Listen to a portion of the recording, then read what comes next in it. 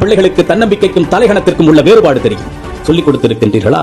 இனி சொல்லிக் கொடுங்கள். உங்களில் எத்தனை பேரின் பிள்ளைகளுக்கு நம் தாய்மொழியில் தமிழில் தொடர்ந்து ஒரு 5 நிமிடம் பிற மொழி கலவாமல் பேச தெரியும்? சொல்லிக் கொடுத்திருக்கின்றீர்களா? இனி சொல்லிக் கொடுங்கள். உங்களில் எத்தனை பேரின் பிள்ளைகளுக்கு உங்களின் மாத வருமானம் தெரியும்?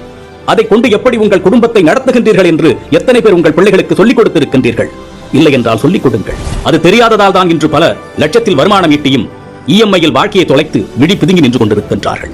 ஆண் பிள்ளைகளோ பெண் பிள்ளைகளோ உடல் வெட்கம் என்றால் என்ன என்று சொல்லிக் கொடுங்கள். 10 வயதில் அணியும் ஆடையது, பருவ வயதில் அணியும் ஆடையது, படுக்கையில் அணியும் ஆடையது, பொதுவெளியில் அணியும் ஆடையது என்று வேறுபாடுகளை சொல்லிக் கொடுங்கள். நம்மில் பல பேரின் பிள்ளைகளுக்கு ஐபோனின் விலை தெரியும், வந்த திரைப்படத்தின் வசூல், வரப்போகும் திரைப்படத்தின் புள்ளி விவரங்கள் எல்லாமே தெரியும். ஆனால் அன்றாடம் நாம் உண்ணக்கூடிய அரிசியின் விலை தெரியுமா? காய்கறிகளின் நிலவரம் தெரியுமா? நம் பிள்ளைகளில் பலருக்கு பில்கேட்ஸை தெரியும், எலான் மஸ்கை தெரியும். ஆனால் நம் மொழிக்காக, இனத்தின் வளர்ச்சிக்காக இன்னுயிர் துறந்த தியாக வரலாறுகளை பற்றி தெரியுமா? இன்னும் சொல்வதானால் உங்களில் எத்தனை பேர் அவர்களை நினைத்து பார்க்கின்றீர்கள்? நம் மண்ணின் தியாக வரலாறுகளை நம் பிள்ளைகளுக்கு சொல்லிக் கொடுங்கள்.